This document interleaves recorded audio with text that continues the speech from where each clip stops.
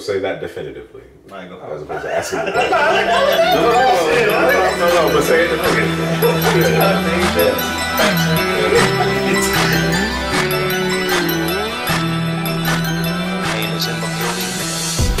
CouchPotatoGM.com is the website. Couch Potato General Manager is the YouTube channel. You know it because you're on it, right? Yep. Stop, pause for a second, hit that. Well, you hit the like button. I don't know if you're gonna like our video or not, but we're talking about your team. Well, click the like button anyway. Click it anyway. Well, I'm more interested in you subscribing, so then you can so you can discuss what we talked about. Whether you like it, you don't like it. If you like it, obviously you hit the like button. You don't like it, I mean, I guess you can hit the thumbs down button. But hit us in the comment section before you do that. We will comment back. We do it instantly, almost instantly. Who we talking, man? Draft recap breakdown of the Pittsburgh Steelers. Hashtag Steelers Nation. That's it? Let us know. We're going with it. We're going to go with that for now. Let us know if we're wrong. Let us know. Hit it in the comment section. All right, man. Round one. Steelers, man. They went Terrell Edmunds, safety, Virginia Tech, man. So what did y'all think, man? What was y'all's take on this? Terrell Edmunds? Yeah. He's a brother of Tremaine. Let's start there. Okay. They have a rich family history of athletes. I think their dad played in the league. Yeah, Dad played in the league. Yeah. You know, I go back to that game in Jacksonville. You know, the game they lost. And when you looked at that game, why did they lose? There was no Ryan Shazier. Ryan Shazier wasn't there. They couldn't stop Leonard Fournette on the ground. They couldn't even cover. Their linebackers couldn't cover either. So I thought the Steelers were definitely going to go linebacker. But the top 4 linebackers were gone. So maybe, you know, best player on their board, Terrell Edmunds.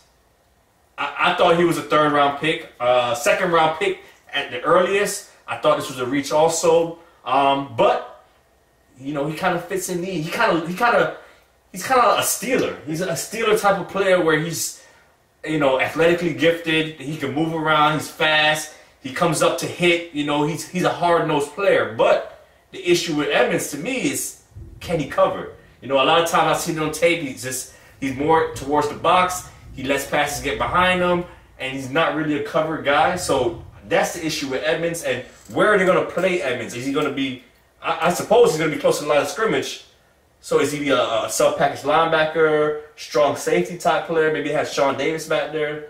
We'll see. We'll see. Time will tell. I think there's a chance that he plays the Deon Buchanan kind of role, that Mark Barron kind of role. Maybe he becomes that player. I agree with you. There's some substantial concerns about how he plays in the deep half or third of the field. I'm not impressed. I'm not impressed.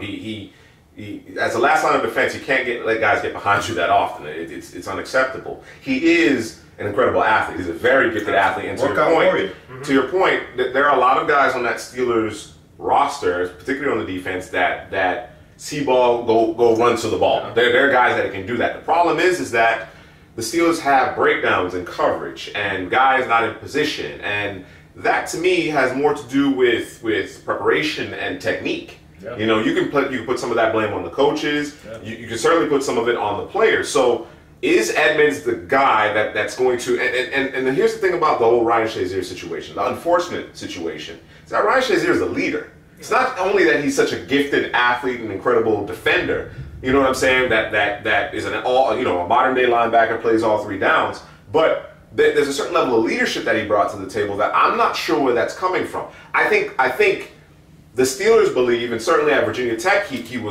played that role. He is a leader. Yep. He is a leader. I think he's going to be good for the locker room. Again, how they deploy him remains to be seen, and frankly, there's a lot to be desired in terms of being that traditional deep safety.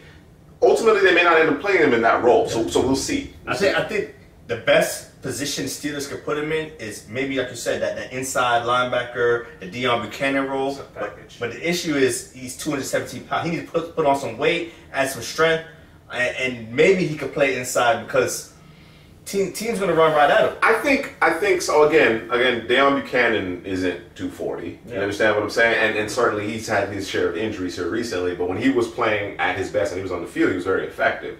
So I think especially given the way teams play these days. You're not necessarily lined up against, you know, 2 tight end, 2 backs very often. It's a lot of spread. It's a lot of passing league. So your linebackers, for that matter, you know, if he ends up being 225, 230, I think he'll be okay. Yeah. I think he'll be okay. Again, the question is, for me, more so than him being able to hold up, because again, most linebackers these days, if the guard gets their hands on them, they're out of the play. Yeah. You know what I mean? So, you know, it's him using his speed and his athleticism to get around, maneuver, beat the blocker to the point of attack, get to the ball carrier, that type of thing. There are a lot of breakdowns, and they struggle to stop the run against Jacksonville. You know, that's the lasting impression. My bigger concern is the back end. That's my bigger concern. Not that they don't have talent in the back end. It's just that it's never come together. There always seems to be breakdowns in the coverage. You know what I mean? And if you're asking him to fulfill that role, I don't know that they are. Yeah. Bringing in Morgan Burnett, one of their draft picks a little bit later. You know what I'm saying? Yeah, we got another draft pick, another safety. Edmunds, you know, on the surface as a safety, as a traditional safety, where he was picked is a reach without question. The way he's going to be deployed may justify the pick ultimately. Yeah, I'm with you on that. And here's my thing. So, you know, obviously he was picked. It wasn't like he was picked in the top 10 or top 15. It was the 28th pick. You know, back end of the first round. And so maybe Steelers fans are thinking, well, it's not that big of a reach. But my thing is to me, he was a 3rd round talent. Like Helly said earlier. So it don't matter. It doesn't matter it's almost like we're asking we're asking the 20th pick overall. What are you going to do with them?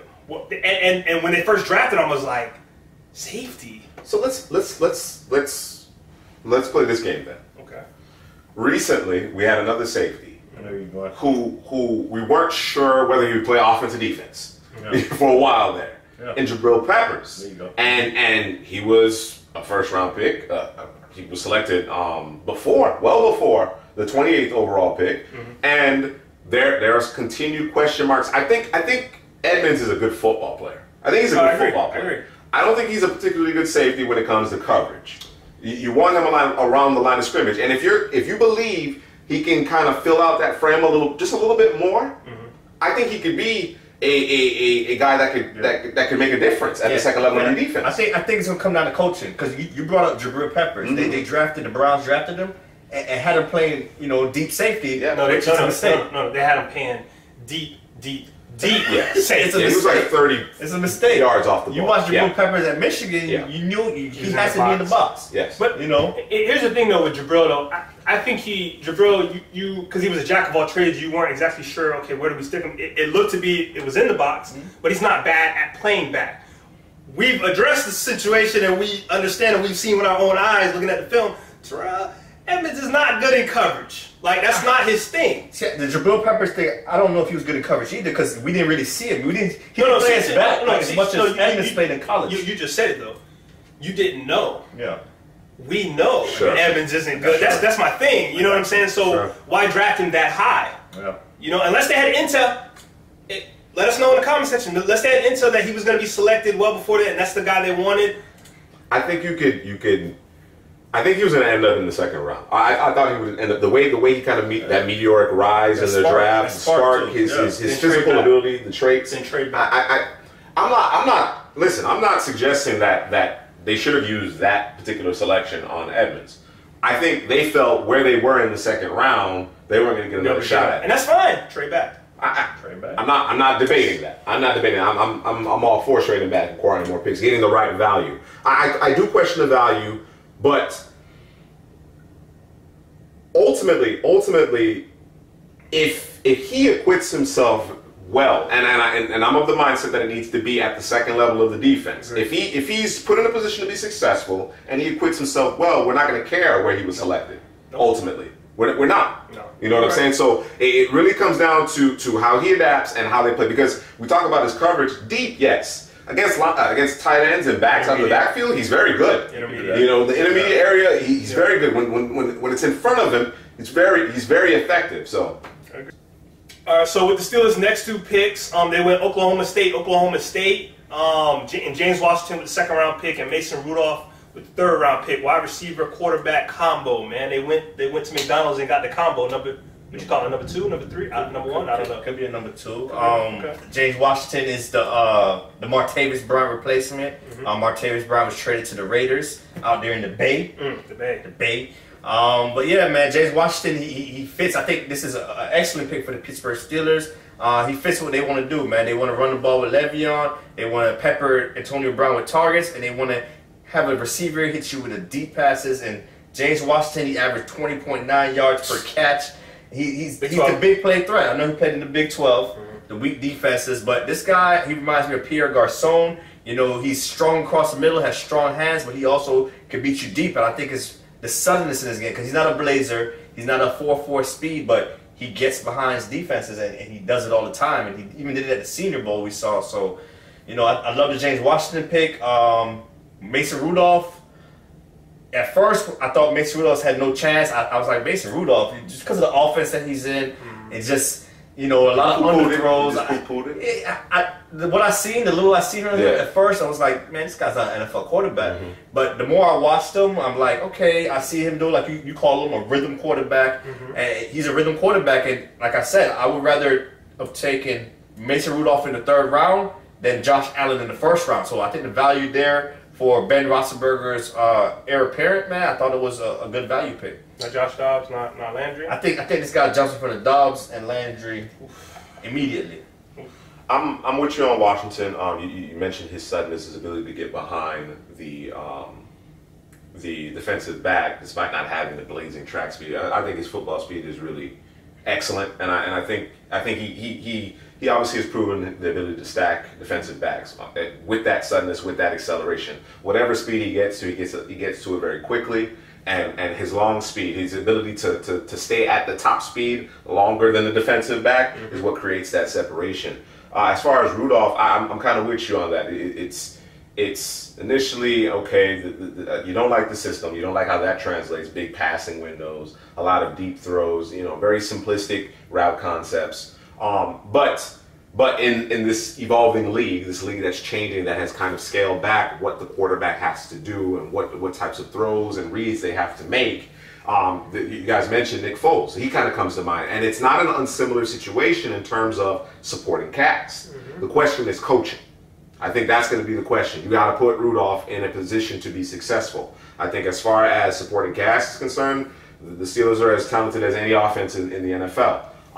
You know, that as far as him being the heir apparent, you know, Ben Roethlisberger might have a different feeling about that, but with Roethlisberger waffling, you know, the selection makes sense in the 3rd round. Yeah. You know, when you talk about James Washington, and you said you went to the Senior Bowl, and you know, they're showing the practices and the different things he's doing, you're like, I'm not sure about some of the I got some of the questions, you know, and he kind of fulfilled those questions, just like Tre'Davious White going into when he went to the Senior Bowl, and you know, can he press coverage? He went out there, he press coverage, you saw it, and so, you know, when you go to those all-star games and you're with NFL coaching and you answer some of the questions that they have, I mean, they put you through the paces. To your point, they put you through the paces, and we've talked about it. And Drew, I think you've actually, you know, elaborated on this quite a bit. I can't fault you for what you haven't been asked to do. Can't do it. You understand what I'm saying? The problem I have, particularly at the quarterback position, James Washington is one thing.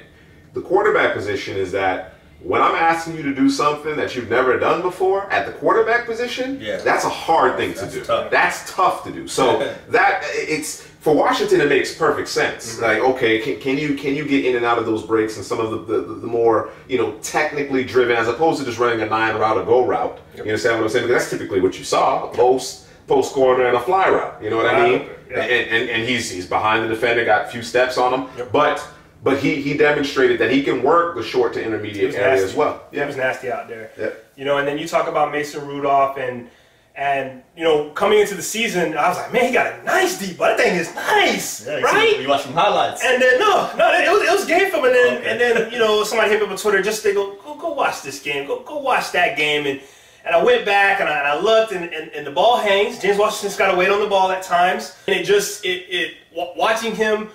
When he's at his best, it's when he's in rhythm. Like Helly said earlier, when he's in rhythm and it's a timing offense, and he can get the ball. You don't want him running around trying to make plays down the field, and you don't need none of that. I will say this, that you guys mentioned Nick Foles and the fact that he's kind of the rhythm passer and you know, bigger quarterback that was known as being able to throw a nice deep ball, so on and so forth. I think this offense, particularly with the talent that they have, this scheme, assuming they don't change it too much now that Todd Haley isn't there, it actually suits him. It actually is going to be a lot of shotgun. It's going to be a lot of quick passes. Get it out of your hands. Get it to Juju. Get it to Antonio Brown really quick, and then you take those deep shots. You know what I'm saying? When those safeties start to move up a little bit, you're going to take those chunk throw type opportunities. So I think it's actually a pretty good fit. It's a good fit. Definitely, man. They had Steelers had 2 third-round picks. The second one they got Chukwuma, A core for it. Core 4. There you go. That's teamwork right there. Teamwork. Puppet. That's how we do it here, CPGM. That's how we do it, man. Yeah. What you think about a core 4? I think he's a raw prospect, but that's okay. You know, you got him in the 3rd round. You have Villanueva. You got Gilbert. He's not going to be expected to play right away. He could sit, redshirt this year, learn the offense. And the issues that I had with a core 4 is, you know, this guy, he's a raw prospect. The technique, when he gets out of space, he doesn't look comfortable in space. But the things I do like about him is he gets out of his stance quickly. He has a good slide step. So like I said, man, he's not going to be expected to play right away, and that's the key here. The Steelers, just like a Mason Rudolph, can sit these guys and be the heir apparents to, you know, right tackle position or left tackle for Okafor.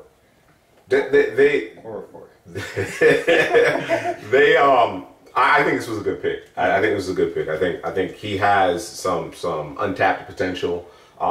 Again, we tried to stay away from potential when it comes to the offensive line, but at this point in the draft, and having 2 bookends already in place, you know, why not? Given the traits that he possesses and some of the flashes that we've seen. If I'm not mistaken, I think he got hurt, which depressed his draft value a little bit. He probably would have been a 2nd round pick had he been healthy. So I actually like the value of this, and it is a little bit of a luxury pick. It is a little bit of a luxury pick, but then again we're talking about a team that got bounced in the divisional round of the playoffs.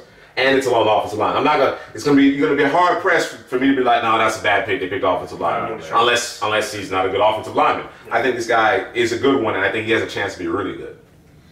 I mean, Steelers offensive line is one of the best in the league, have been for some time now, so why not? Didn't have a 4th round pick. In the 5th round, they went Marcus Allen, safety, Penn State. And this is where my mind was boggled. Oh, they bust your head. Puzzled. You went safety 1st round, then you went safety 5th round. Most teams do that. But in my estimation, I felt like Marcus Allen was actually the better safety to Terrell Edmunds. I'm confused. Yeah. You know, I'm with you. I had Marcus Allen as one of the most underrated safeties in this draft class. And you're right, man. They are similar safeties where, you know, they both play better coming downhill. In the passing game, they're not, you know, they're average. I'll say that, you know, be nice. They're average in the passing game. It's just, like you said, it's confusing, man. It's like, where are you playing Edmunds? Is Edmunds playing a linebacker? You have Morgan Burnett on the roster. You have Sean Davis on the roster. So it's like, you know, there's a lot of safeties in that meeting room. We talked about the glut of safeties that they have. I think again, you think about Pittsburgh, they typically have that 2 deep. Whereas once a guy reaches unrestricted free agency, they can move on, they can slide another guy in. I expect Allen and Edmunds, for that matter, to make an impact on special teams immediately. So it remains to be seen from our perspective, and you guys out there, please let us know if you have more insight. Just let us know in the comments. It remains to be seen how they're going to be deployed ultimately, but they certainly will make an impact in the 3rd phase of the game, and that depth. They at least in the case of Marcus Allen, because I imagine Edmunds will be thrust into early playing duty. Allen should have the opportunity to kind of develop and then ultimately or eventually become a starter potentially. Yeah, the difference between these 2 prospects is Edmunds is that sparky, that workout warrior guy, and Marcus Allen is more, he's a slower safety where that might be an issue for him, is does he lack the athleticism to play on the field. So. But that's the difference between those two prospects. There are 2 5th-round picks. Jalen Samuels, running back, was at NC State. Yeah, tight end. Jalen Samuels. What? Halfback. What? Running back. Tailback. It's a lot. Slot. H-back. What? So what? Do it all, Jalen Samuels. Jack of all trades. Jack of all trades, master of none, they might say. Yeah. I think he comes in and his role will be definitely special teams, but also third down running back. I think, you know, he catches the ball, you know, really well out of the backfield. So, you know, spelling Le'Veon Bell. I would never take Le'Veon Bell off the field. He's not coming off first the and field. foremost. He's not coming off. But if you're in a pinch, maybe you got an injury, you know, this guy could be a third down pass catching back. I don't think he's going to have much of a role offensively. I don't think he's going to have much of a role this year. I don't expect Bell to be back next year. So Steelers I fans think gonna be hurt, man. I mean, listen. If I had the choice, I would have signed Bell long term. That's just me. But I don't know that the Steelers are going to go in that particular direction. I think they're kind of gearing up. We've talked about it. We've talked about it at quarterback. We talked about it with the core four. They're kind of gearing up for what things will look like down the road. They're already built to win now. Yeah. They're starting to kind of take and there's some issues that they should address immediately. Don't get me wrong, but they're also kind of with one eye to the future in terms of what we're going to do contingency moving forward down the road. And with the last pick, man, they go, you know, defensive line. Listen, with your last pick, I said you can go defensive line, you can go offensive line, or you could throw in a cornerback. You can never go wrong with having too many of those types of players. You might what we call hit a lick. Yeah. You might hit a lick. Yeah. You never know. You know, why not? He's from Alabama, defensive tackle. Why not, man? You can't go wrong with He Alabama. didn't name his name though. Oh, Joshua Frazier. Well, you know, they had Deron Payne out there. They had Ashawn Robinson out there. They had Jared Reed out there. Everybody can't play. So, you know, this guy, a 7th round pick, rolling the dice. Hey, sign me up, man. Batman in the trenches, 7th round pick. Yeah. He got to be pretty good. So we'll see if he makes his way onto the roster. And it's more depth, man, because Steelers already have a pretty solid defensive line. They do. They have an excellent. When you talk about Tuitt, Hayward, and Hargrave, they have an excellent down line. Hayward's coming off of an injury. Tuitt has had some injuries himself.